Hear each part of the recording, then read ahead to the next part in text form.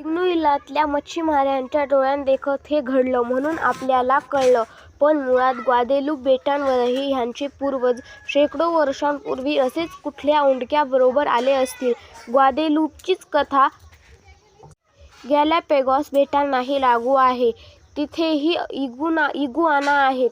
तेही असेच वादळ वाऱ्याबरोबर कुठल्याशा झावळीवर ओंडक्यावर असे स्वार होऊन आले असतील. या साऱ्या उहापोहात गॅलापॅगोस स्मरण हवंच हवं. का? कारण डार्विनच्या पदस्पर्शाने पुनीत झालेली हीच ती जगप्रसिद्ध बेट. बीगल जहाजावरून एका मोहिमेबरोबर 1835 साली डार्विन येथे आला होता.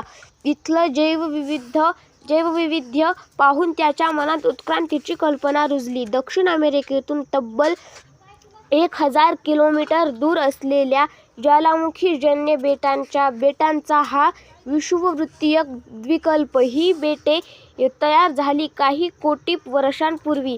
पृथ्वीचं 4.5 अब्ज वर्ष वय विचारात घेता अगदी तरुण आहेत ही बेटं.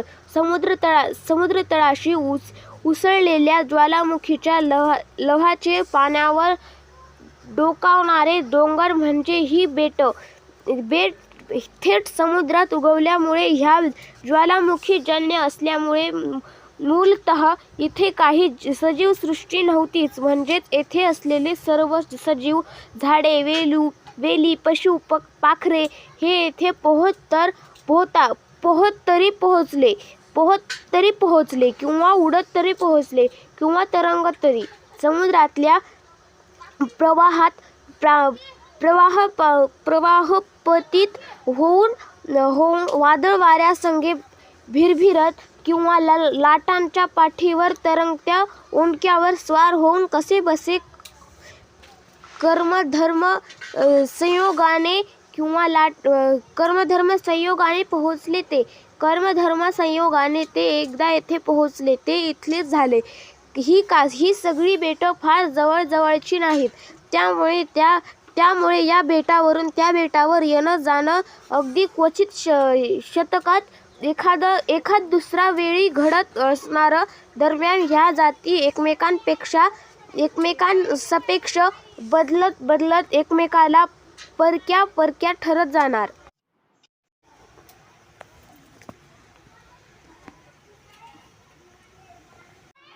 गॅलापॅगोस बेटांवर इगुआना पहिल्यांदा नेमके कधी आले ते ज्ञात नाही. 1995 साली इग्नुइलावर आले. तसेच ते एखाद्या ओंडक्यावर स्वार होऊन आले असतील. आज सेंट क्रिस्टोबाल येथे मुख्यभूमीच्या सगळ्यात जवळचं बेट. कोट्यावधी वर्षांपूर्वी मुख्यभूमीजवळ आणखी ही बेटं होती. ती आता समुद्रापर्ण झाली आहेत. कदाचित ह्या सध्या बुडालेल्या बेटांवर हे इगुआना आधी आले असतील. मग पायरीने पुढे. कसे का असेनात, जे आले ते जुगले, फळले, प्रवासले, वाढले. कारण नव्या वातावरणाशी त्यांनी जुळवून घेतलं. 1995 साली इग्नुइला बेटांवर जशी यांच्या भाईबंधांना संधी मिळाली तसेच येथे अनेक शतकांपूर्वी घडलं होतं. मुख्यभूमीवरील विषुववृत्तीय जंगलातून आलेले हे सरडे आता ओसाड अशा ज्वालामुखीजन्य बेटांवर स्थिरले. पिढ्यानुपिढ्या त्या सरड्यातील बदल नव्या परिस्थितीला अनुकूल होते तेच सरडे टिकले. बाकीचे मेले. जे टिकले त्यांनाच मुलंबाळं झाली. त्यांचेच गुण घेऊन पुढे पिढ्या निजपल्या. त्यामुळे मुख्यभूमीवरील सरड्यांपेक्षा हे वेगळे झाले. या द्वीपसमूहातील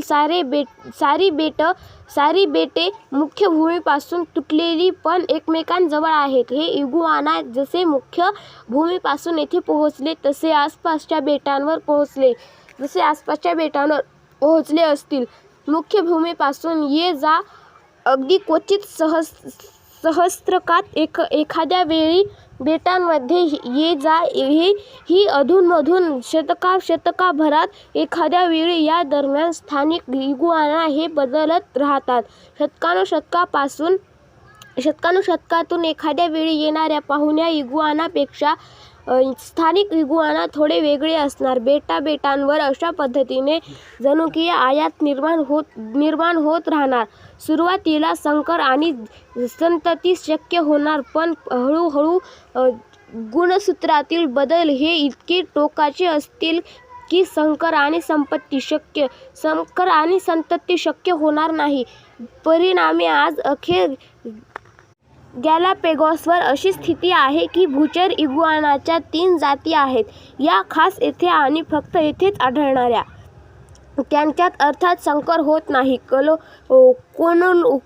कोनोलोफस पॅलिडस ही जाती फक्त सांता फे या बेटावर आहे. कोनोलोफस सबक्रिस्टा ही मुख्यत्वे फर्निंडा, सांताक्रूझ आणि इबेला या 3 बेटांवर आहे. आता या 3 बेटांवरील कोनोलोफस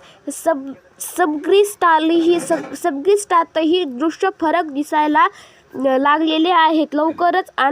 लवकरच आंतर संकर शक्य होणार नाही आणि ह्या 3 स्वतंत्र जाती असतील अशी चिन्हे आहेत. इसाबेला हे तसं मोठं बेट आहे. यावर 5 ज्वालामुखी आहेत. 5 ज्वालामुखी आहेत. त्यातल्या सर्वात उत्तरेच्या ज्वालामुखीभोवती कोनोलोफस मार्थी ही प्रजात आढळते, अन्यत्र कुठेही नाही. बेट यालाच उत्क्रांतिशास्त्राला अर्थ जरा निराळा आहे. हे आपण कधी बघितलं? वाळवंटातील ओॲसिस हेही एक बेट आहे आणि दुर्गम तळ हेही एक बेट आहे. गॅलापेगोस बहुतेक बेटांवर एकच ज्वालामुखी आहे, पण इझाबेला बेटांवर ज्वालामुखींची 5 शिखरं आहेत. उद्या ग्लोबल वॉर्मिंगमुळे समुद्राची पातळी वाढली तर एका इसाबेला बेटाची 5 बेटं होतील, पण आताही प्रत्येक ज्वालामुखीभोवतीचा प्रदेश हा उत्क्रांतीच्या दृष्टीने एक बेटच आहे. या 5 ज्वालामुखींच्या उंच टेंगळांभोवती घनदाट झाडी आहेत आणि त्या पलीकडे समुद्रापर्यंत ओसाड वाळवंट. या झाडीत राहणाऱ्या इगुआना आणि कासवांना वाळवंट ओलांडून दुसऱ्या झाडोऱ्यात पोहोचणं दुष्कर. इसाबेला ह्या एकाच बेटावर ही 5 स्वतंत्र बेटं वसलेली आहेत जणू. त्यामुळे इथल्या इगुआना खास इथले आहेत. इथली महाकाय कासवही खास बनली इथलीच आहेत. ज्वालामुखीच्या डोंगर उतारावरील वनस्पती हे त्यांचं खाद्य. इथेच त्यांना रहिवास. हाच त्यांचा अधिवास. एका ज्वालामुखीच्या उतारावरून दुसऱ्या ज्वालामुखीच्या उतारावर जाणं ह्यांना शक्य नाही, कारण वाटेत जीवघेणे वाळवंट पसरलेले आहे. भौगोलिक कारणाने एकांतवास पदरी आला की उत्क्रांतीच्या दृष्टीने त्या जातीला नवीन फांदी फुटू लागते. एकदा का मूळ जातीबरोबर संकर अशक्य झाला की नवी जाती उद्भवली असं मानलं जातं. यानंतर ही भौगोलिक दरी नष्ट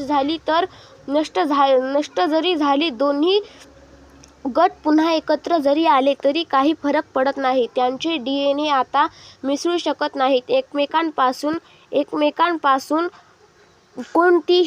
कोणतीही देवाणघेवाण आता शक्य होत नाही. ह्या दोन्ही जाती स्वतंत्र जाती म्हणून आपापल्या परीने उत्क्रांत होत आहेत.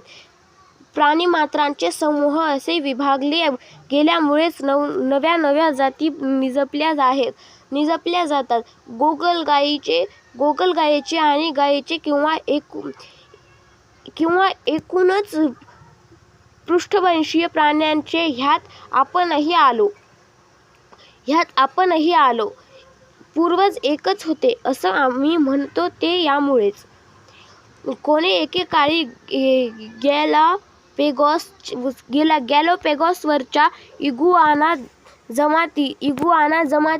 जमातीला एक वैशिष्ट्यपूर्ण फांदी फुटली. अभ्यासातून असं दिसतं की इथल्या भूचर इगुआनाच्या काही पूर्वजांनी भूवनस्पतीऐवजी किनाऱ्यावर राहून वनस्पती खायला सुरुवात केली. हे हळूहळू पोहायला शिकले आणि आज समुद्रकिनारी अधिवास असणारी समुद्र इगुआना ही स्वतंत्र जाती आपल्याला येथे दिसते. पुन्हा एकदा ही खास इथलीच जाती. गॅलापेगॉस वगळता अन्यत्र कुठेही हे समुद्र इगुआना आढळत नाहीत. इथल्या किंवा जगातल्या कुठल्याही भूइगुआनापेक्षा हे सर्वस्वी भिन्न आहेत. समुद्रात निभावून न्यायला यांच्यात अनेकानेक गुणवैशिष्ट्ये निर्माण झाली आहेत.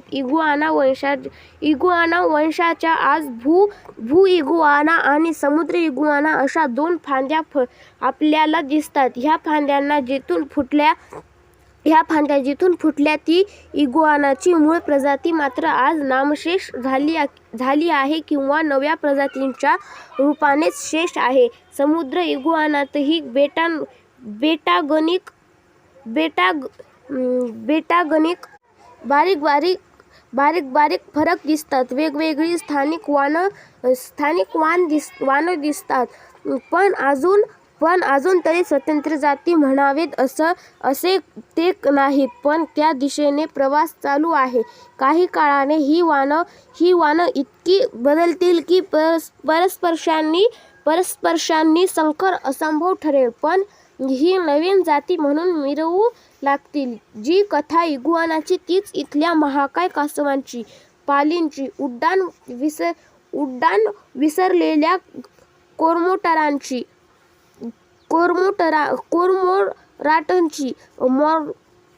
मॉकिंगबर्डची, फिंच पक्ष्यांची आणि कित्येक वनस्पती देखील.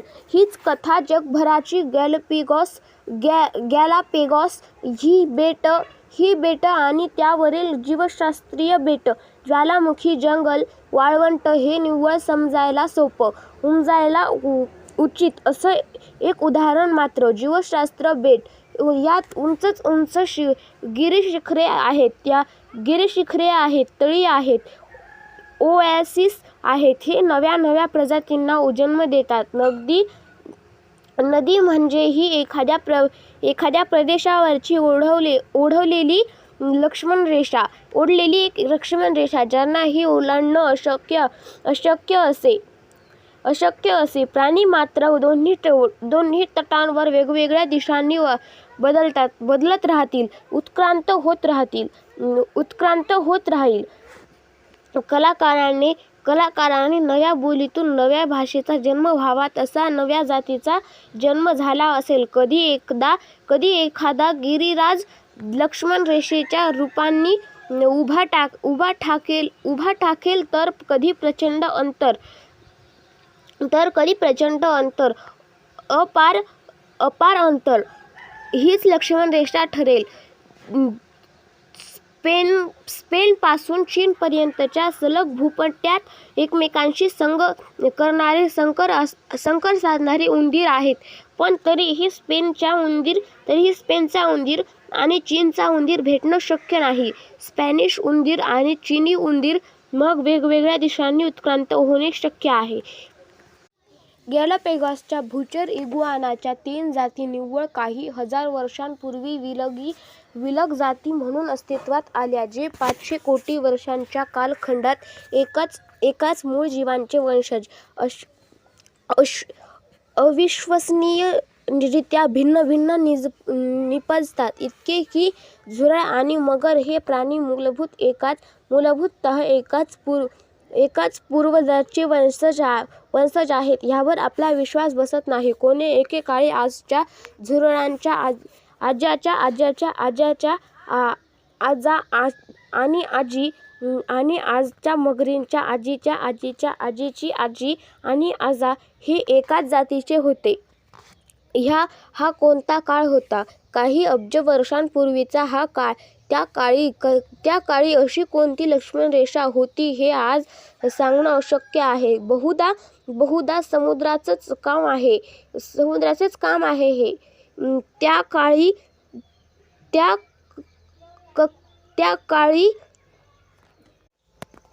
त्या काळी कुणी राहतच नव्हतं जमिनीवर मुळी. सर्व जीव निव्वळ पाण्यात. कदाचित हे आदिपूर्वज एखाद्या प्रवाळाच्या बेटात लहानाचे मोठे झाले असतील. समुद्राच्या प्रवाहाबरोबर अन्य एखाद्या प्रवाळ बेटावर पोहोचले असतील आणि मग तिथेच होऊन जुगले असतील, फळले असतील, प्रवासले असतील, वाढले असतील आणि फोफावले असतील. मधला प्रचंड मोकळा समुद्र त्यांना अपार ठरला असेल. आधीच्या प्रकरणात म्हटल्याप्रमाणे माणूस आणि चिंपांझीचे आजोबा 6 कोटी वर्षांपूर्वीचे. ही तशी ताजी घटना तेव्हा येथे दोन गटांचा दोन घटनांना दुभंगणारी दरी कोणती ह्याचा अंदाज आहे आपल्याला. या आजोबांची टोळी फुटली ती बहुधा आफ्रिकेच्या रिफ्ट व्हॅलीमुळे. या प्रचंड दरीच्या पूर्वेकडील डोळ्यात मानव उत्क्रांत झाला आणि पश्चिमेकडे चिंपांझीही पुढे दोन पातीत विभागले गेले. एका पातीतून उत्क्रांत झाले आजचे चिंपांझी आणि दुसऱ्या पातीचे झाले पिग्मी चिंपांझी. बेनोबो म्हणतात यांना. या विभाजनात कोंगे नदीने लक्ष्मणरेषेचं काम केलं. सगळ्या सस्तन प्राण्यांचा पूर्वज 185 कोटी पूर्वी या भूतली वावरत होते. या आदिपूर्वजाचे आजचे वंशज म्हणजे 231 प्रकारचे मांसभक्षक कुत्री, मांजर, मुंगूस, अस्वल, 2000 प्रकारचे उंदीर, रोडेंट्स, कृदंत, 88 तऱ्हेचे देवमासे, डॉल्फिन वगैरे, 196 विविध तृणभक्षक, गायी, हरण, डुक्कर, शेळ्या, अश्वकुलातील 16 प्राणी, घोडे, झेब्रे, गेंडे, 87 विविध असे 977 100 विविध ससे, 977 वटवाघळे, 78 प्रकारचे कांगारू, 18 प्रकारचे एप. यात अर्थात माणूसही आला. आणि हे सारे घडता वाटेत नष्ट झालेल्या अक्षरशः असंख्य जाती. यातही काही मनुष्य मात्रांच्या जाती आहेत.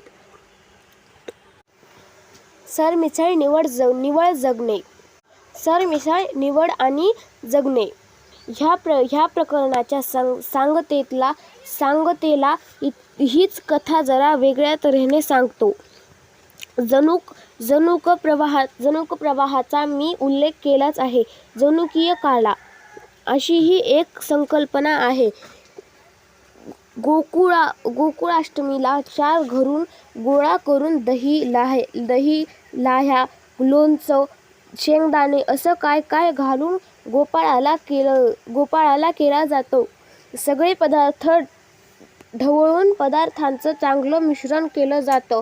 जनुकीय गोपाळ काला हाच असा काहीसा बनतो. पुनरुत्पादनाच्या वेळी आई आणि बाबांच्या जनुकांची सरमिसळ होते आणि दोघांची निम्मी जनुके पुढच्या पिढीत जातात. तुमच्या आई-बाबांच्यात तुमच्या आजी-आजोबांची निम्मी जनुके एकत्र आली होती. म्हणजे तुमच्या आईवडिलांच्यात ह्या 4 व्यक्तींच्या जनुकांची सरमिसळ झाली होती. हाच न्याय आपल्याला शेकडो, हजारो, लाखो, कोटी वर्ष जुन्या पूर्वजांनाही लावता येईल. ह्या लंब्या वाटचालीत इतक्या वेळा ह्या जनुकांची सरमिसळ होते की जणू एखाद्या सदैव ढवळल्या जाणाऱ्या काल्यातून काही जनुके घेतली जात आहेत. हाच तो जनुक काला. प्रजाती म्हणजे आपापसात संकर आणि संतती शक्य असलेले प्राणी. ही व्याख्या लक्षात आहे ना? आता या व्याख्येचं महत्त्व लक्षात येईल तुमच्या. एखाद्या प्रजातीतील एखादी नरमादीची जोडी ही त्या प्रजातीच्या जनुकीय काल्यातील काही अंश मात्र बाळगून आहे. हाच ठेवा ती पुढच्या पिढीला देते. अन्य अंश इतरात आहेत. त्या अशा प्रजातीच्या अशा सर्व प्राण्यांच्यात मिळून जो जनुकीय ठेवा आहे त्यालाच म्हणायचं जनुकीय काला. या जातीतील प्रत्येक प्राण्यात ह्यातलाच काही अंश आढळणार. आंतर प्रजातीय संकर शक्य नाही तेव्हा अन्य कोणत्याही प्रजातीच्या जनुकीय काल्यातील अंश त्यांना मिळणार नाही आणि त्यांच्यातलाही वाटा दुसऱ्या प्रजातीला मिळणार नाही. प्रत्येक जातीचा असा एक खास जनुकीय काला आहे. इतरांना या काल्यात वाटा नाही. एकाच प्रजातीचे 2 जीव ह्या काल्यातील काही अंश बाळगून आहेत. एकाच प्रदेशातील 2 जीव 2 वेगवेगळ्या प्रजातीचे असतील तर त्यांची रोज जरी भेट होत असली तरी त्यांच्या जनुकीय काल्याची सरमिसळ अशक्य आहे. थोडक्यात जनुकीय काल्यात ज्यांना भागीदारी शक्य आहे अशा जीवांना एका प्रजातीचा समजलं जातं. जर एखाद्याची प्रजाती 2 गटात विभागली गेली तर आता हे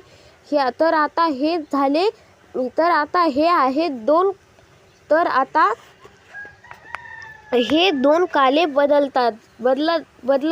बदलत एकमेकांपेक्षा वेगवेगळे बनत जातील. काही काळाने इतके वेगळे होतील की भेटले जरी तरी संतती शक्य होणार नाही. त्यांच्या जनुकीय काल्यांची आता सरमिसळ होणे नाही. कालांतराने हे 2 काले आणि त्यातून फाटाफूट होऊन निर्माण झालेले इतर सर्व वंशज काले इतके वेगवेगळे होतील, त्यातून इतक्या भिन्न प्रकारचे जीव निजतील की ह्या साऱ्यांचं गोत्र एकच होतं यावर आपला विश्वास बसणार नाही. पण जीवशास्त्र सांगतं की अगदी माणूस आणि झुरळ ही अंतिमतः सगोत्रच आहेत. उत्क्रांती म्हणजे जनुकीय काल्यातील बदल. ह्या काल्यातील काही जनुकांची संख्या वाढेल, काहींची कमी होईल. नेहमी आढळणारी जनुक ही काही होते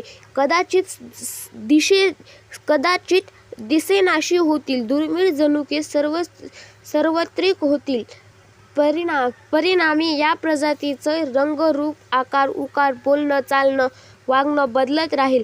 जनुकीय काल्यातील ह्या संख्यात्मक आणि गुणात्मक बदलांमुळे उत्क्रांती होते. पण ह्या जनुकीय काला बदलतो तरी का? खरं तर बदलला नाही तर ते आश्चर्य ठरेल. अनादि काळाच्या अनंत ओघात हा कालाही बदलत राहतो. भाषेत जसे बदल होतात तसेच हे संपुष्ट कळवणे हे शब्द आता कालबाह्य झाले आहेत आणि शूटर, गुळ काढणे, भावना पोचल्या ही नावे वाक्प्रचार आता प्रचलित आता प्रचलित आहेत. जनुकीय काले प्रवाही असतात. कालप्रवाहात ताटातूट झाली तर जनुकीय काले एक दुसऱ्याला परके होतात, भाषेसारखेच अगम्य होतात. हे आपण पाहिलं. भाषेसारखेच जनुकीय कालेही प्रवाही असतात, पण कोणते बदल टिकणार आणि कोणते नाही हे ठरतं नैसर्गिक निवडीच्या तत्त्वानुसार. हीच चार्ल्स डार्विनची सर्वात महत्त्वाची संकल्पना. नैसर्गिक निवडीशिवायही काल्यात बदल होत राहील, पण हे दिशाहीन असतील. पण या नैसर्गिक निवडीमुळे जे जगू शकतात ते तगू शकतात, असे जीव वाचतात. अशाच सर्व जीवांचा जनुकीय काला पुढच्या पिढीत संक्रमित होण्यासाठी उपलब्ध असतो. जनुकीय काला हा असा जगण्यास सहाय्यभूत ठरणाऱ्या जनुकांचा काला असतो. असे जनुक की जे त्या जीवाला निदान पुनरुत्पादनाची संधी प्राप्त होण्यापर्यंत जगवतील, असेच जनुक या काल्यात असतात. ह्या जनुकात असे संदेश असतात की त्यांचं पालन केल्याने शरीर नावाची एक गुंतागुंतीची रचना उभी राहते. कोणत्याही ह्या शरीरयंत्राद्वारेच जनुके पुढच्या पिढीत जाणार असतात. जनुकीय काल्यात टिकून राहणारे असतात. जगायला आणि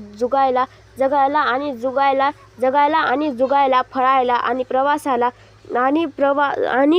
प्रसवायला हे जनुक कशी बरं साथ देतात? ह्याचं उत्तर प्रजातिगणिक बदलतं. या जनुकांच्या संदेशानुसार पक्ष्यात किंवा वाळवंटात पंख निर्माण होतात. याशिवाय त्यांचं जगणं अशक्यच. सिंहाचं चापल्य, अंकुचीदार दात आणि नख, हरणाची विद्युत गती, तिखट कान, तीक्ष्ण नजर आणि सारी या जनुकांची कमाल. या गुणधर्मांमुळे सिंहाची जनुक टिकून आहेत आणि हरणाच्या शरीरात हरणाची. नाकतोडा गवतात लपून जातो. ह्या गुणधर्मामुळे त्याच्यातील जनुकांचा पिढ्यानुपिढ्या पुढे जगण्याची संधी मिळते. बारकावे प्रजातिगणिक बदलतील, पण तत्त्व तेच आहे. ही एनकेन प्रकाराने जगणे, जुगणे, फळणे आणि प्रसवणे. आपली जनुके पुढच्या पिढीत जावीत, पिढ्यानुपिढ्या वाहत राहावीत, जनुकीय काल्यात टिकून राहावीत, हे लक्ष्य. ह्या देह जरी पंचतत्वात विलीन झाला तरी मरावे, परी जनुकरूपी उरावे, ह्याचाही आहे सारा अट्टहास. शरीर मर्त्य आहे, जनुके अमर आहेत. प्रत्येक सजीव म्हणजे एक जनुकांची निर्माण केलेलं, जनुकांच्या ठेवा पूर्ण संक्रमित करणारं एक मात्र आहे. अगदी तुम्ही सुद्धा. बघा तरी अर्चात तुम्हाला दिसेल का एक मानवयंत्र? इग्नूइलातल्या मच्छीमारांनी